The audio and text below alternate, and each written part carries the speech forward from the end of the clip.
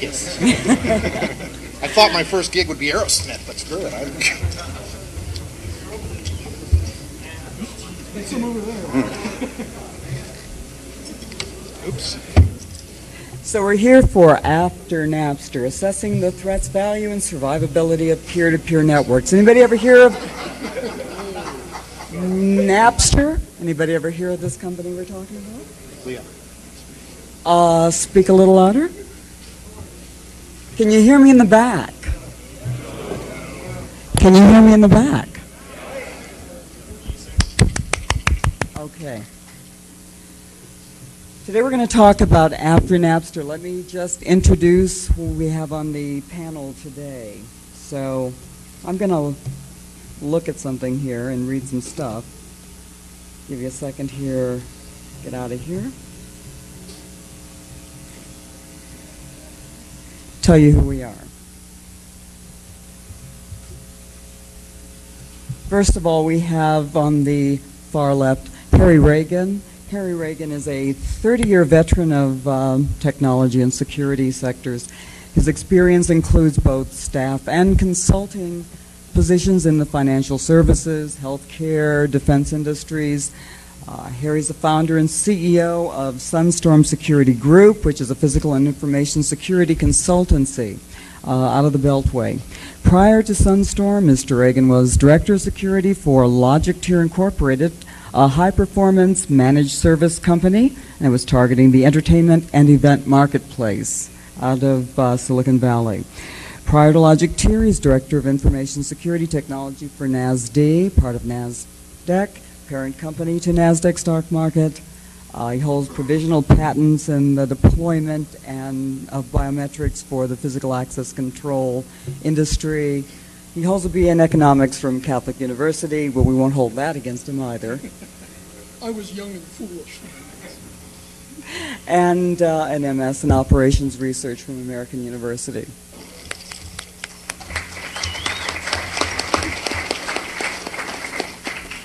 Next to him, we have our filmmaker who holds a Bachelor of Science degree in chemistry from McMaster University. I don't know how he finally ended up in the film world, but there he am. He also is a geek. Mr. Mcleod's provided technical writing and technical support for a variety of software and development firms, hardware development firms. If you'd like to speak to him afterwards and get him to talk you through rebooting your computer, no problem. He currently administers technical support at a major California biotechnology firm, which we won't mention, called Genentech. And he devotes the rest of his time to filmmaking in his garage. His company is called Tension Structure Films in San Francisco. That guy in the middle. What we have here at the end is Mr. Omar Ahmed. And could you talk about yourself a little bit, real quick, while I get this?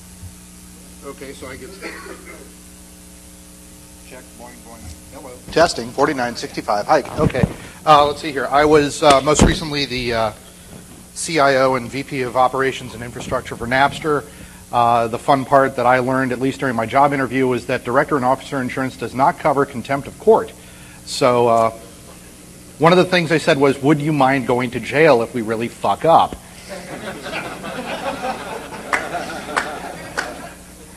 Well, I said, no problem. I kind of like that. The oddest epilogue to that afterward is, yes, I am dating a woman from Judge Patel's office. Very good. There was a little company called Logictier. You want to talk about that for about 6 seconds? Okay, I got 6 seconds. Yep. Let's see here. I was CTO and founder of Logictier. Before that, I was the webmaster for Netscape, right up until the day that the AOL deal closed. Before that, I was media technology director for At Home and did a lot of stuff for Discovery Channel Online. Yes, I have worked with Steve Irwin. The man is going to die from a snake bite. Crikey. The SOB actually handed me a poisonous snake once. Here, hold this. I'm like, is it poisonous, Steve? Oh, it's not going to kill you. Oh, thanks, Steve. Today, if I like you. My name is Leah Amidon. I was chief of security for Napster for a brief period of time in the days of Camelot, or Camel Little. I've worked in computer security for about the past 10 years. I've worked at Barclays Global Investors for Accent Technology, who was sucked up by Symantec. I've worked for BBN as a security, chief security. Ask her a question and she'll try to tell you the answer. I say that if you buy a $20 utility, you get a book. If you buy $6 million worth of software, you get somebody like me. So you get a person. And that's what I did for a while. Right now I am a partner and I'm the West Coast anchor for Sunstorm Security Group. We're going to talk about Napster a little bit today. Anybody heard of it? Throw pins. Throw pins.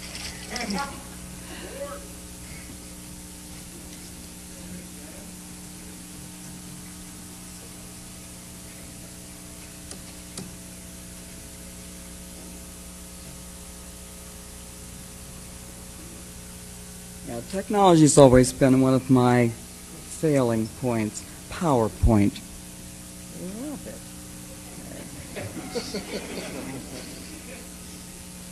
I'd rather dance.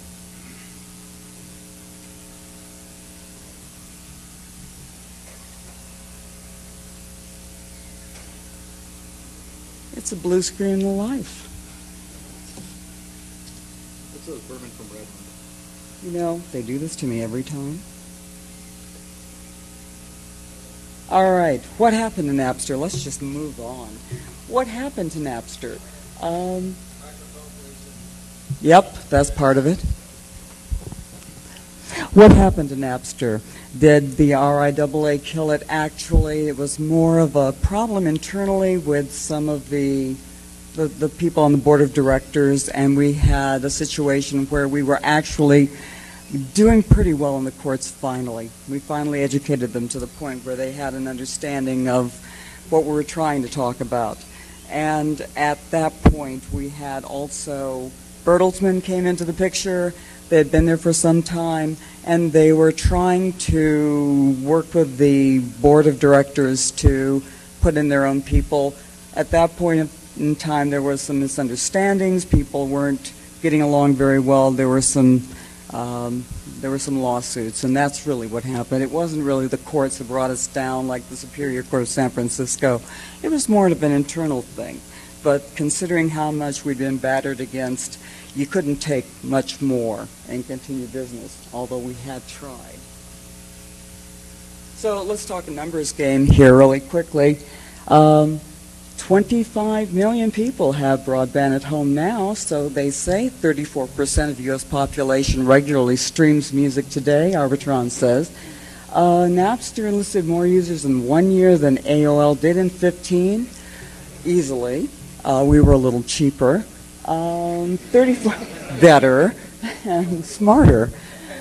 34% of the U.S. population regularly streams music today. Go outside, you'll see it happening. 40% of the U.S. population will be listening to the internet radio by 2003. I think that's now too. And digital downloads will grow from 3% of online music sales in 2001 to 30% by 2006. It's a business. Right now, we know that the RIAA makes about $46 billion a year in money. I don't think that each and every artist out there makes quite that much. So it's a big business. At the peak of Napster's, at Napster's peak, we had, what would you say we were going to say? We're going to say within 90 to 95. Yeah. 95? 98 million downloads, about 6 million active users. Yeah, we weren't keeping exact figures at the time, but that's about where we were.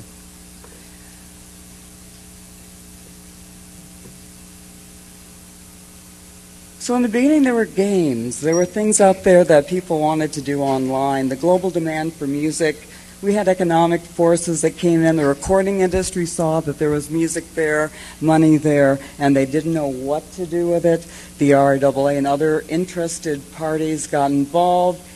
There was something called the DMCA that came along with copyright law to confuse issues quite a bit. So things started to get a little confusing for a while.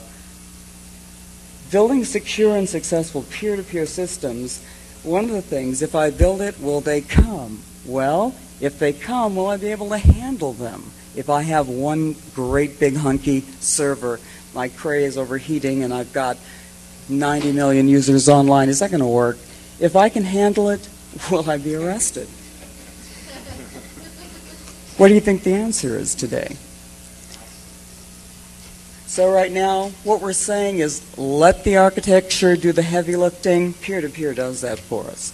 If you believe in it and build it right, let it go, and it will probably work itself out in a rather sensible manner. Peer-to-peer, it's radically different from classic architecture. We're going to talk about that a little bit too. So Napster's paradox to the three laws of thermodynamics, we believe are, you can win. There's survivability in peer-to-peer networks. You can break even. Operational complexity is something you can break even on if you're working with peer-to-peer, and you may get out of the game, but the game goes on, and we all know the game's still going on. So the architecture of the second coming of Napster, we went through a lot of fingerprinting for the RIAA, trying to they said that was the problem. They wanted to know that we knew which tune was which, so we pulled everything offline and we started doing fingerprinting. Somehow that still wasn't good enough for them. We had our new subscriber base that we put together in our demo. We were at about 15,000, 20,000 at the end there. And royalties, we were looking to pay. One of the things you hear all the time is that Napster steals music and that kind of thing, but they wouldn't let us pay very easily. So we were always looking to pay, mostly pay the people that did the music, not the RIAA. We were really looking to pay the people that made the music or had other royalty involvement, not necessarily the overseeing group, but we talked to them too. We were certainly in court with them and talked to them on the phone when they were civil to us. So do you want to know a secret? There's a whole lot here that is going to be on the CD-ROM. This is going to be a history of Napster, and this tells you a little bit about it. Because we've got short time right now, I'm going to try and go to our other speakers, but basically a lot of this will be on the CD-ROM. And there's going to be this long history, as you see. And there's going to be Omar, who is history. Not that damned old. All right, let's go ahead and throw up my presentation, wherever that might be. Okay. Are you going to drive? I'm going to drive. Okay. I'm actually going to get off the stage because I tend to wander around a bunch.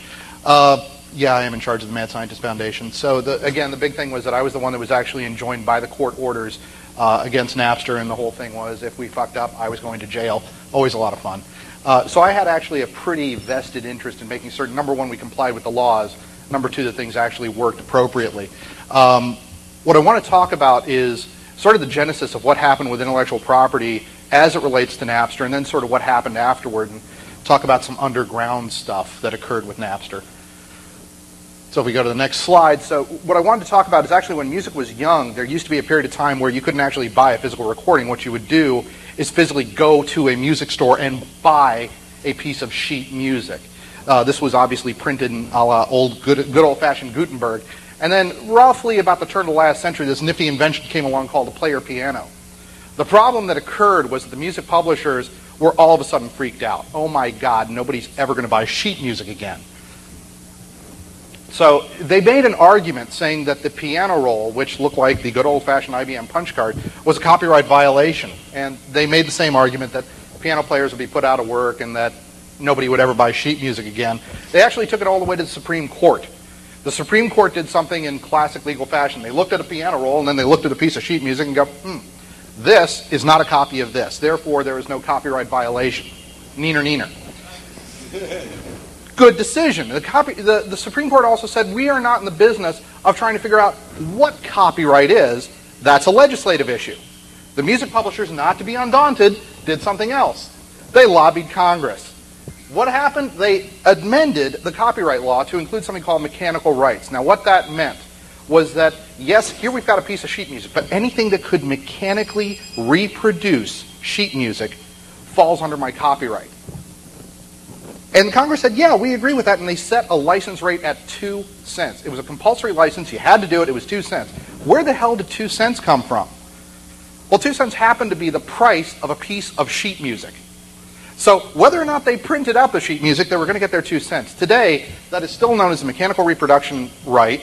There's a nifty bunch of vermin in Los Angeles, not that I have an opinion about this, called the Harry Fox Agency, and they still collect pieces of money for every mechanical reproduction. Today, it's up to about 7 cents. Now, you're an artist. You want to go to the record company. What's going to happen?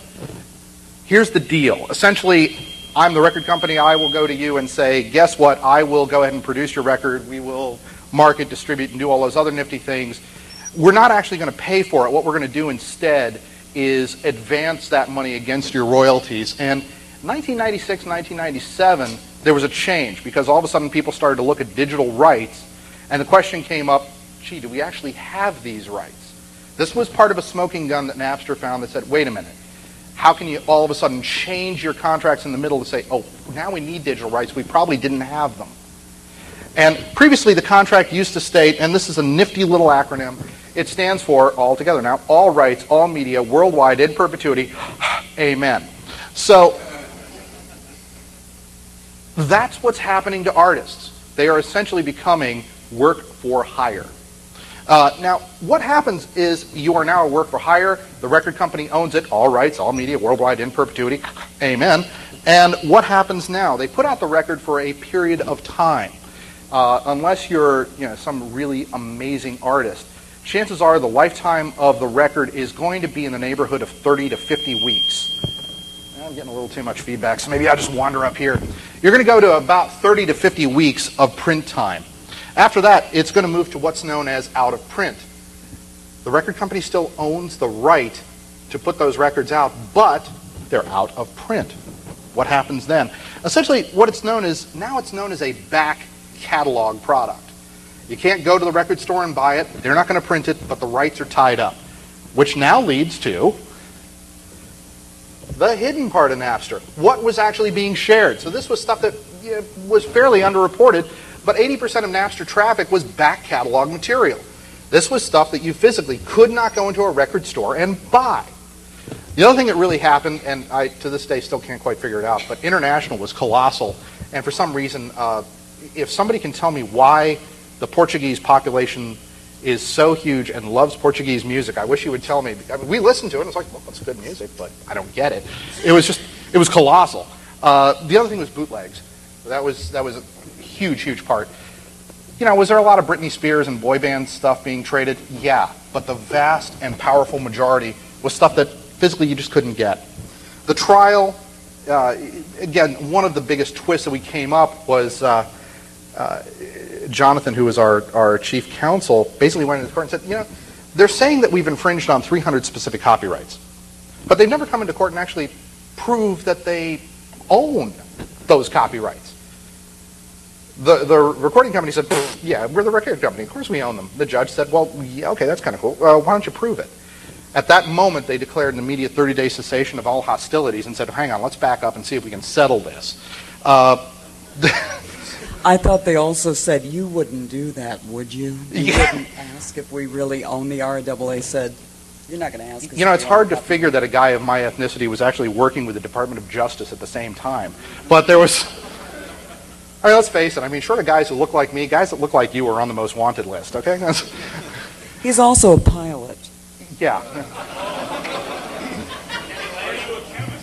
From Florida. No, material science engineering if you really want to get picky. So, yeah, I can replace your knees.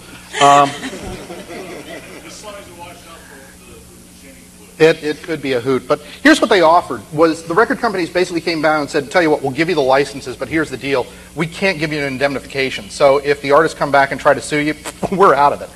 I've got some swampland in Florida and a bridge in New York that I want to sell you. That was essentially the deal. Napster kind of countered and said, well, if you're not going to indemnify, we want a lower price. And what do you mean you're not going to indemnify? When everything was said and done, again, as Leah had alluded, we had some significant issues internal to the company. Since I was an officer of the corporation, I'm not quite sure what I can tell you, except that there are several boards of directors that if I ever say I ran into them, it's because I swerved. Never happened.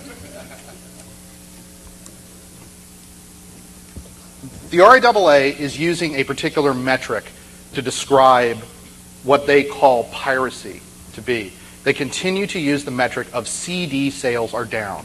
CD sales are down. CD sales are down. They blame piracy. I'm going to give you 5 reasons why I think they're full of crap. First of all, it's the end of the platform. CDs have lived their life. Second of all, yeah, we've had a decline in hit production. The fact is, if you take a look at the number of quote-unquote what they would call multi-platinum hits that have come out in the last 5 years versus 5 years prior, it's been going down. Look, the fact, I mean, we can say it in one way, the quality of the product has gone down. There is an economic downturn. I don't know if they haven't noticed, but we sure as hell have. There is sharing, and that is starting to cut, although I would tell you that there are a number of studies that would say the issues of file sharing and what's happening to what they would call piracy is roughly about 30% of the total hit. And lastly, you've actually got some other things that are taking up your time. Everybody is not only listening to music and doing some other stuff. So in terms of what's happening with the platform shift, one other thing I wanted to say is the top line growth, if you look at the RIAA by their numbers, their top line growth has been flat. And just to drive home the point that there is a platform shift, if you take a look at how many CD players were sold in the last year, there's been a 48.1% decline in the total number of systems that were sold in the last couple of years. The platform is dying. The other thing that I wanted to talk about was actually just sort of what's happened with historical downturns. When LPs went down, and you remember the kind of the early 80s, we're coming out of the Carter administration, getting into the Reagan, okay, you don't remember. But we did have a significant drop of 7.3 to 8.3. Then, remember, it's the economy, stupid. We also lost cassettes, and we lost about 6.6%. Now we're coming into another interesting economic downturn. We're also seeing the end of CDs, but guess what? The decline is roughly intact with the previous cycle. So to some extent, I got to look at the recording industry and go, boneheads, you should have been able to see this one coming. You mean if people don't have money, they don't buy records as much? It's that, and there is a platform shift. I mean, we are not buying CDs. We want media in MP3s. Interesting story that I wanted to use to highlight. In 1893, there was a big thing. The Chicago World's Fair was going to happen. And it was going to be the first World's Fair that was going to be powered by the electric light bulb. You had Edison on one side and his former protege, Tesla, on the other side. Edison was backed up by this big old company called General Electric. Tesla had found this wacky guy named Westinghouse to back him up. And the whole thing was who was going to power the World's Fair. GE and Edison came in with a bid of about $2 million. Tesla and Westinghouse came in with a bid of about $1 million. They got the bid. Now the problem was, GE owned the patent on the light bulb. And they were the only ones manufacturing light bulbs. So when it came time to put the light bulbs in, they went to GE and said, hi, we want to buy 4 billion light bulbs. GE kind of did this. Might have been the other hand, I'm not certain. But they essentially gave them an extended middle finger. And when everything was said and done, Westinghouse had no choice, but they took GE to court. The court kind of said, well, I'm sorry, they don't have to sell light bulbs to you if they don't want to. So what happened? GE went back to the lab, said, okay, what do they got here? They got a single filament design. Tell you what, let's come up with a 2 filament design. It's a new patent. So to this day, GE and Westinghouse light bulbs are still different. But Westinghouse went into the business of putting out electric light bulbs, and that's what they did. That same year, Mildred J. and Patty Hill Smith wrote this really cool series of songs for kindergartners. And one of them was called Happy Birthday to You. Now, it freaks me out that 2 people had to write this song.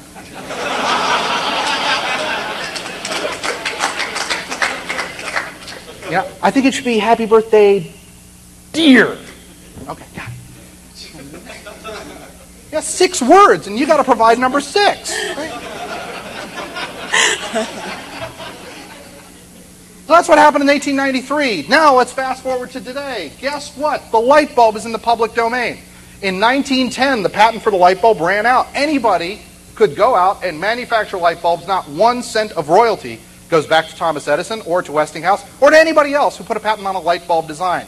But Happy Birthday to You is still collecting royalties today and will be at least until 2030. Now, and if there are any feds in the audience... Has anybody got a birthday today? Anybody? Is it your birthday? I mean, here's the deal. What I'd like to say is go find people whose birthday it is today, because I'm virtually certain that this facility is not covered under an ASCAP license. Sing happy birthday in a state of civil disobedience, because it is illegal for you to sing happy birthday. Let's move forward. So, I just want to wind up with some of your issues, what's going to happen with IP and moving forward. In your career, you're going to move forward. Your work is intellectual property. Let me tell you the one point that I will stand here and agree with the RIAA. Those who produce intellectual property deserve to be compensated for it.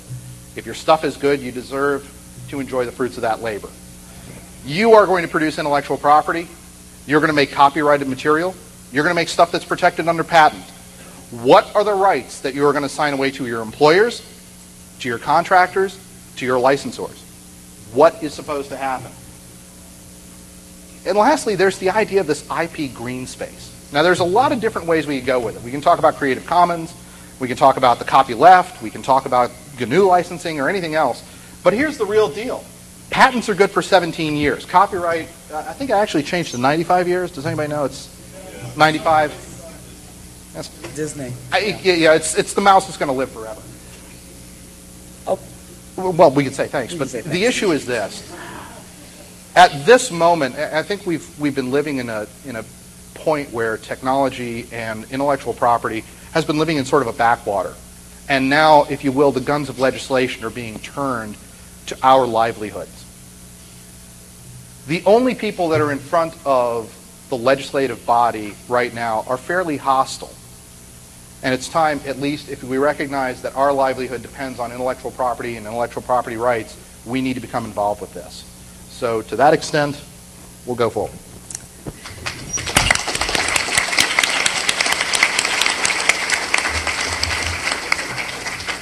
Well, you can certainly see why he is founder of Mad Scientist Foundation. Harry Regan, who was a special consultant for security to Napster. And I'm going to get your slides up. Come on forward. Actually, rather than sharing the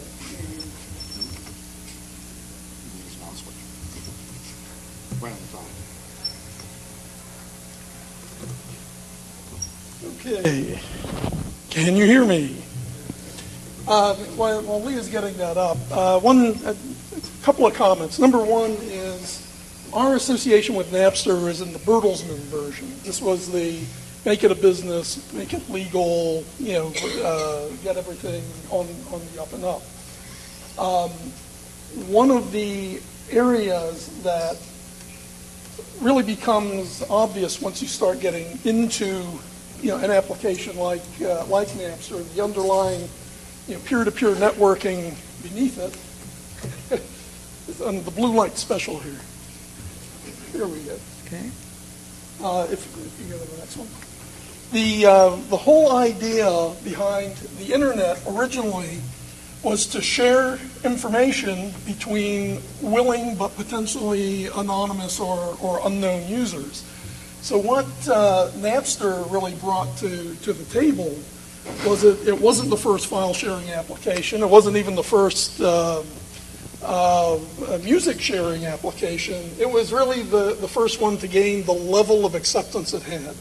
It had enough of a robustness and a readily definable content that it made sense to be adopted by a gazillion people. And the basic idea was relatively simple. You build basic transactional semantics on top of HTTP, get, put, search, and stuff like that, and you build an index system to direct the inquiries. The only real piece of unique intellectual property that Napster brought to the table was this idea of a real-time dynamic directory service. Who's on? What files do they got? How do I have to? What do I have to do to get them? And oh, by the way, if this person drops off, they disappear from the index. So you always knew who was there. That's what made it workable. That's what made it as friendly and easy to use as it was. Specifically, it was targeted at music, but you could really use the same approach to do any kind of files. If it was a file, you could move it.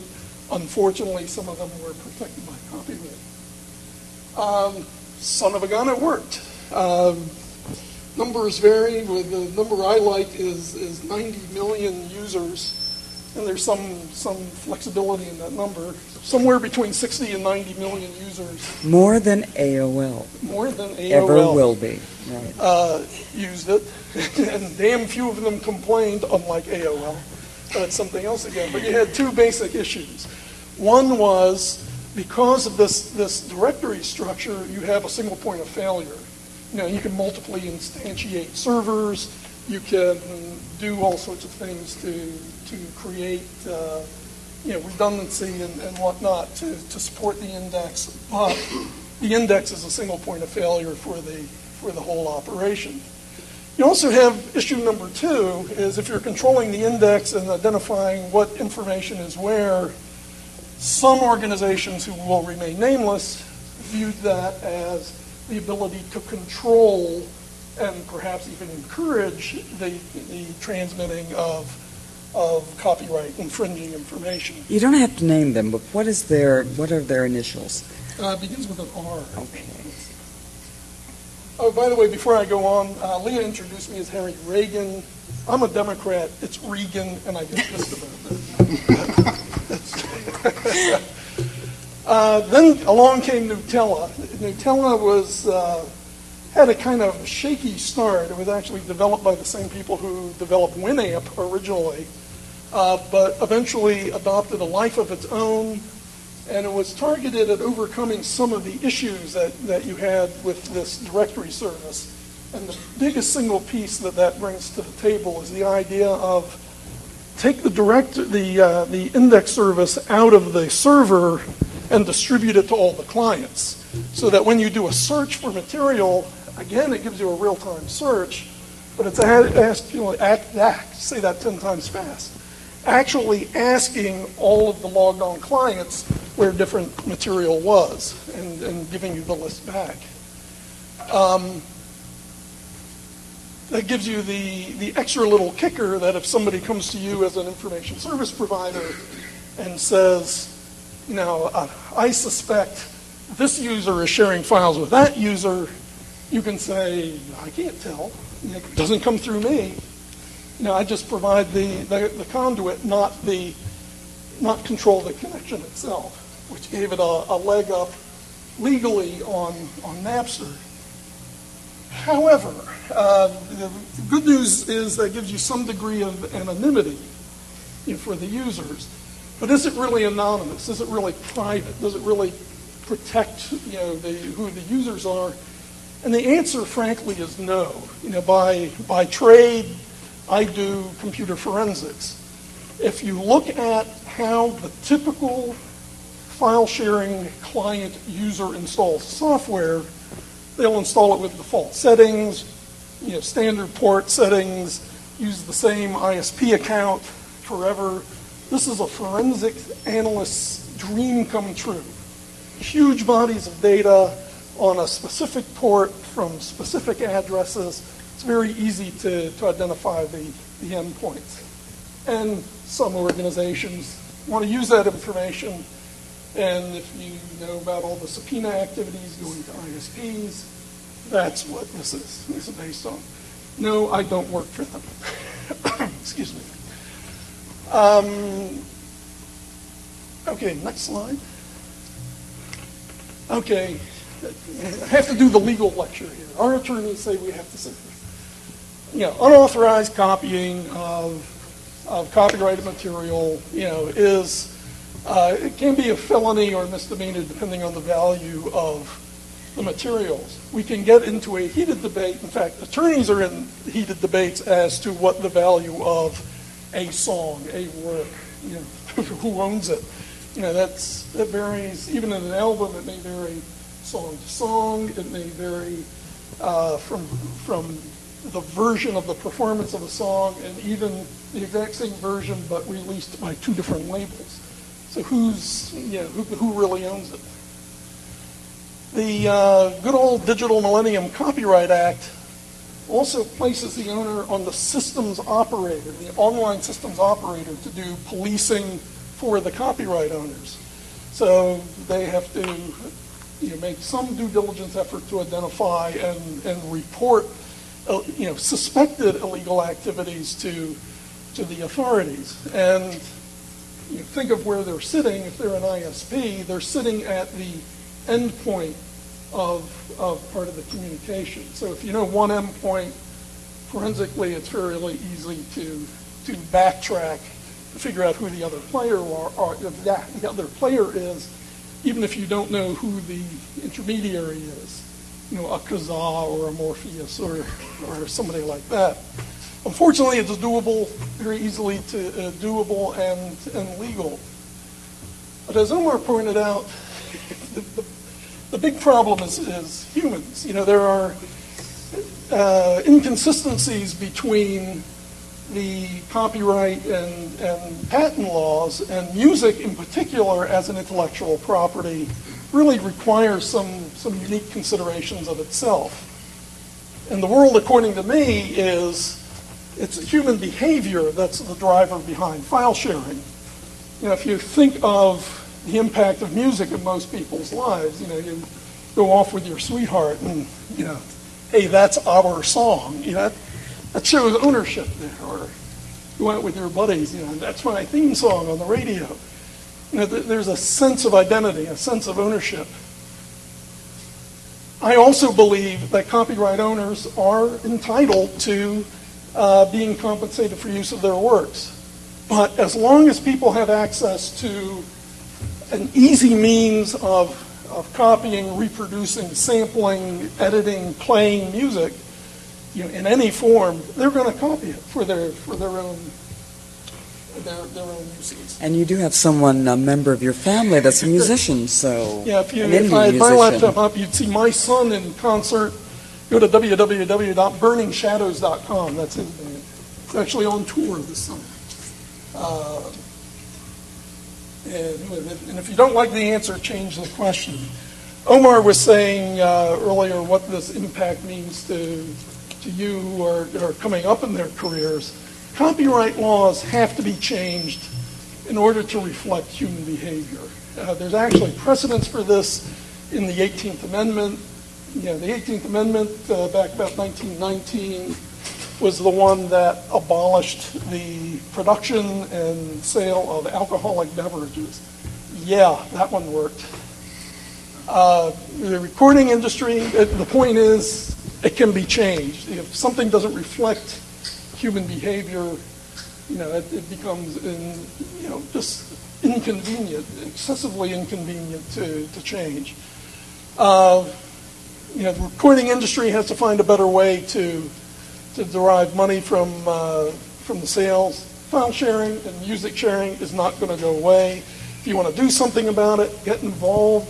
Electronic Freedom Foundation people are actually here at the conference. Yes, I'm a member of EFF.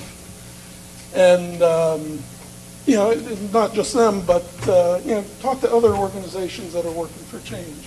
We'll see some nice other symbols. Demographic issues, I'll let you read that on your own.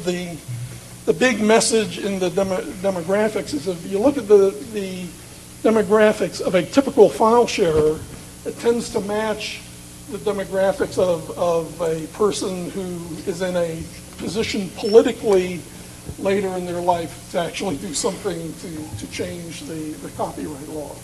So get involved. It's worth it. Okay, next one. And sorry for the editorial. I'll get back to technology. If you look at the evolution of the file sharing, the peer-to-peer type technologies, after Nutella, there's another interesting piece out called Freenet. Freenet is basically the same file sharing, fully distributed peer-to-peer model with one extra kicker in that, and that is transfer is done by trusted pairs or clusters of users, and that models the communications models used by underground organizations and political dissidents. Accept information from parties you trust and have a means of keeping them anonymous and potentially keeping them alive.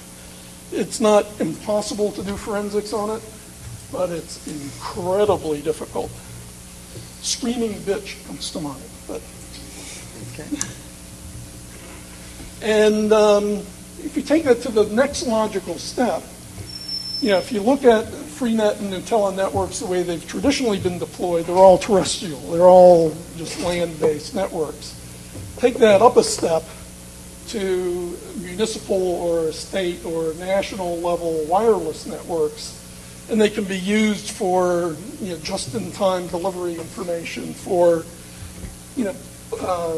disaster relief. That's big on the weapons of mass destruction scenarios, or political response. And there is an example of where that technology is going, the live hives and smart mobs. Mm-hmm. Which we're going to probably talk to our filmmaker about that. We have a kind of collapsed session here right now, so we're going to give you a URL to go to get the streaming video for Live Hives, the Buzz at the Barricades, which is the movie that David Mcleod has put together. And there's a special piece that he's cut out in pre-production just for DEF CON. So Harry will give you the URL to go to find that. Probably push that up there since we can't show it today, within the next day or two. And we'll put something up there also to let you know when it's going to be available. What David did, though, was that he was in San Francisco during the demonstrations against the war in Iraq, and there were rather large demonstrations. There were black bloc groups that broke away, and what they were doing where they were using Smart Mob and Live Hive technologies. One of the young ladies that he's talked to was in a paddy wagon using her PDA, wireless PDA, to talk to people that were out there still on the barricades. One of the things you'll see in the footage that he has is that there were a group that were moving down a street, and there were police there. Of course, they had police on horses, they had police on foot, they had police in motorcycles, they had lots of paddy wagons, they had everything you can imagine. But there were people trying to help pick up things that were knocked over, while if you look at him, go ahead and zero in on the trunks of a couple of police cars. They're pulling out all their riot gear and putting it on. These people closer to us had no idea what was going on because they weren't part of the Live Hive group. And yet, 2 blocks behind us, the INS building had just been vandalized, which put us into a situation where the police felt they had to raise the level of response. And so you had people that didn't know and some people that did know. One of the other things they were doing was trying to blockade different intersections to shut the city down. And you really needed to know, okay, there are plenty of people over at this corner, everybody go over to that corner. And they were using wireless to do that, plus they were blogging it using, they were using their phones to take pictures of violence or what they felt they wanted to get out there right away. And some of that stuff is in David's movie. Go ahead and speak a little bit to that. Okay, so can you hear me? Okay, so yeah, I apologize. You can come over here if you want. Oh, sure.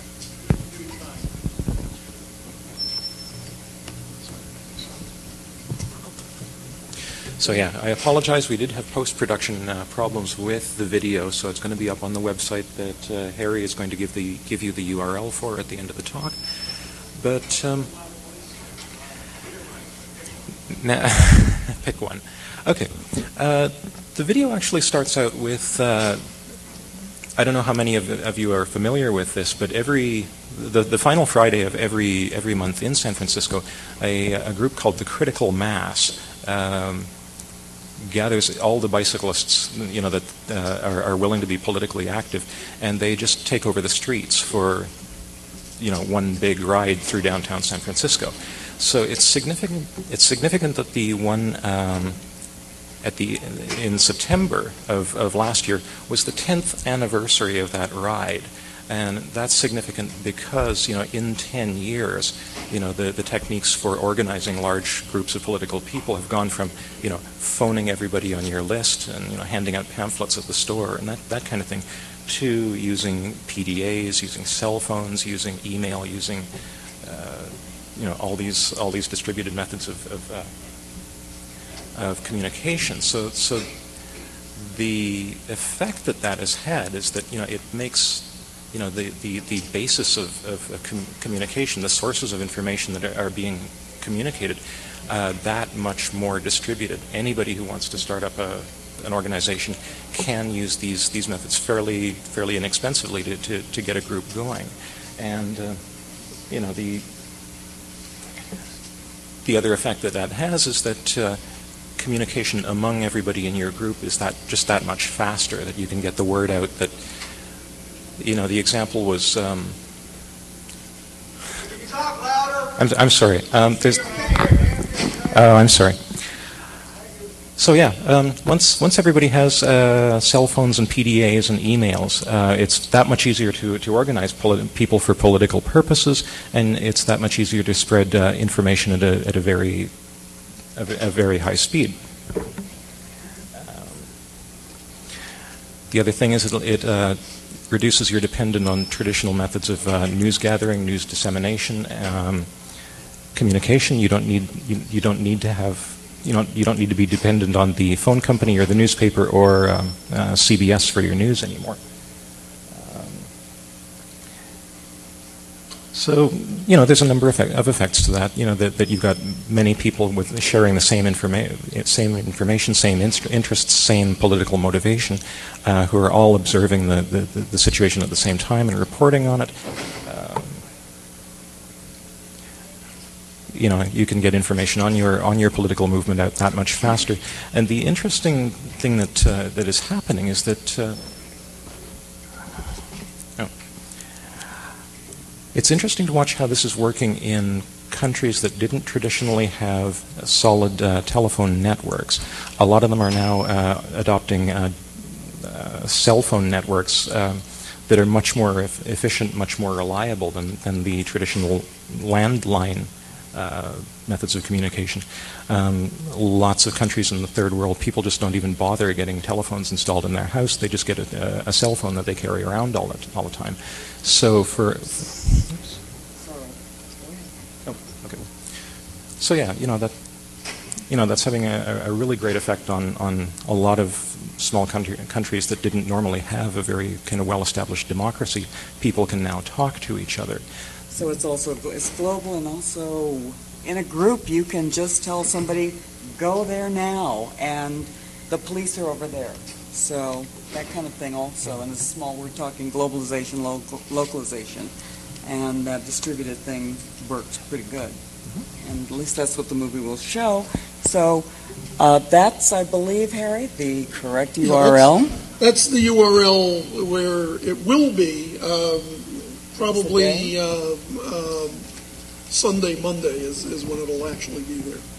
Okay, and that's basically what we wanted to come and talk to you about. Does anybody want any DEF CON special? The last of all of the pins that were left from, and the guitar picks that were left from Napster. We have, that's all. That was what was left. They're genuine. eBay is waiting. Does anybody want any of them? Want to throw them out there, guys?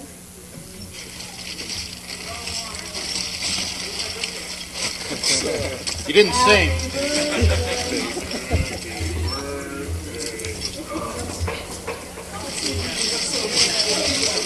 Any musicians? We've got it for you. Okay? Guitar picks?